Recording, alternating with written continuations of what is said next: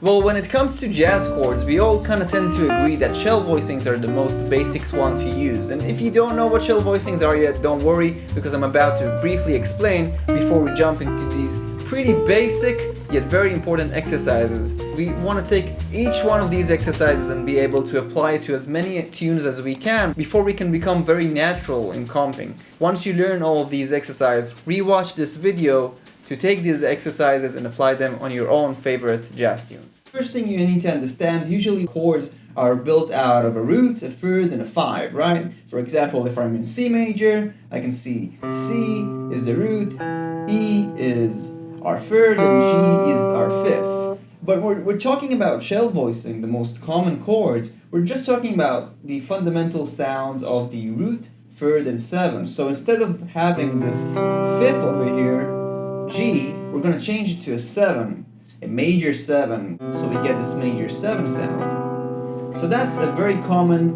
shell voicing, which we can also do on this set of strings and also this set of strings. Now you can do the same thing with dominant chords. Instead of having a major 7, you can have a 7 over here, which would look like that over here, and then on this set it will look like that.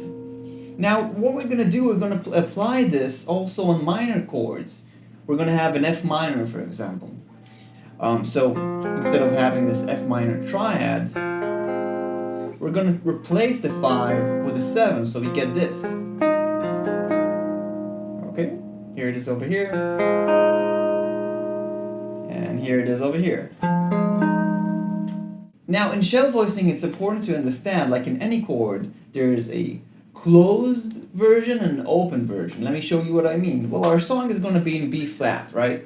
So if I look at this B flat triad and I make it a shell voicing by replacing the 5 with the major 7, and I get this 1 3 7, I can take the second note over here, which is the third, and put it up, and I get a more open kind of version of that shell voicing. So closed and open, closed and open.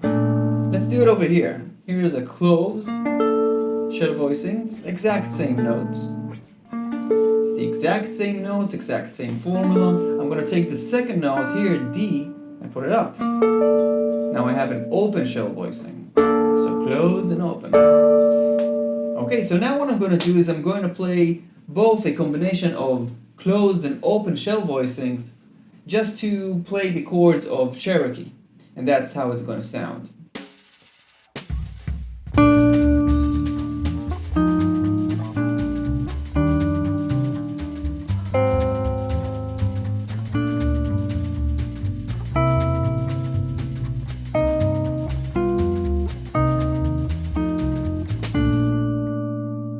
In this next example, I'm going to do the same exact thing. I'm just going for a more higher register. So I'm going to start over here from this B flat, closed shell voicing, and combine open and closed shell voicing as I go.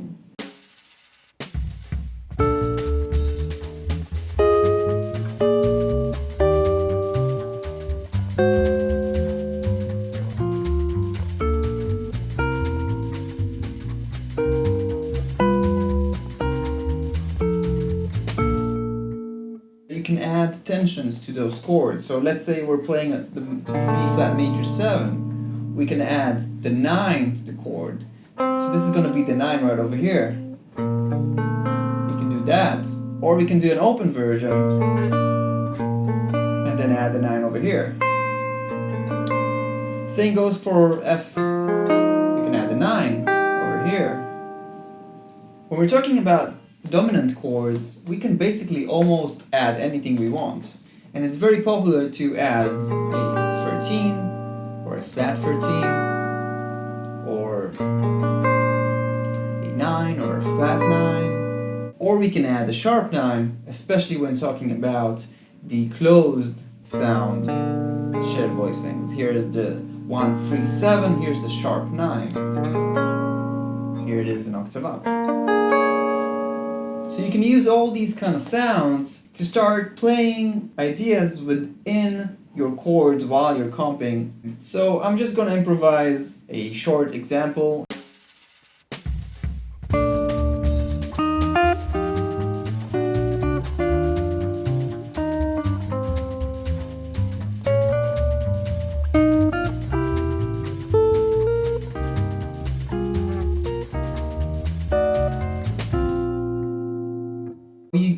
need to include the root every time, especially when you're starting to add notes to your chords. For example, if I see this B flat major 7 and I'm adding a 9,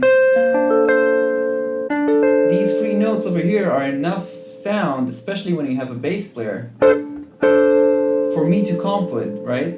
Or if I'm talking about F minor and I'm adding an 11 over here,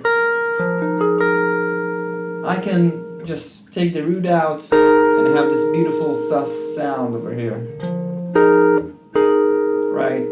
If I'm talking about B flat and I'm adding a flat 9, I can take the root out and have this beautiful diminished sound over here, or I can go to the sharp 9 also.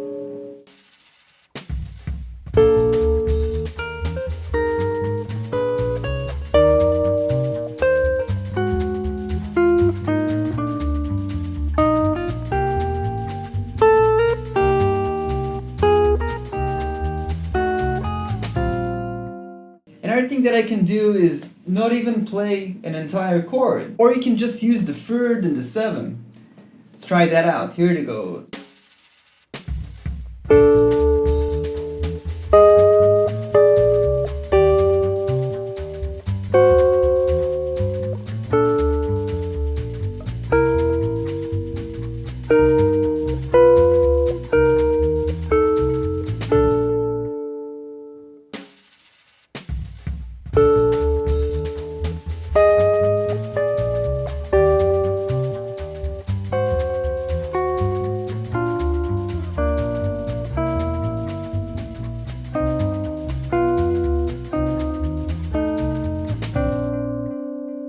So that's it for now. Please make sure to subscribe and like this video. Also drop me a comment, that really helps. If you really want to go deeper into these kind of subjects and really get a solid understanding of the fretboard, also learn some jazz language, check out my 51 Galactic Jazz Licks and Galactic Modern Guitar courses. What would you like my next lesson to be about? Let me know in the comments below. See you in the next video.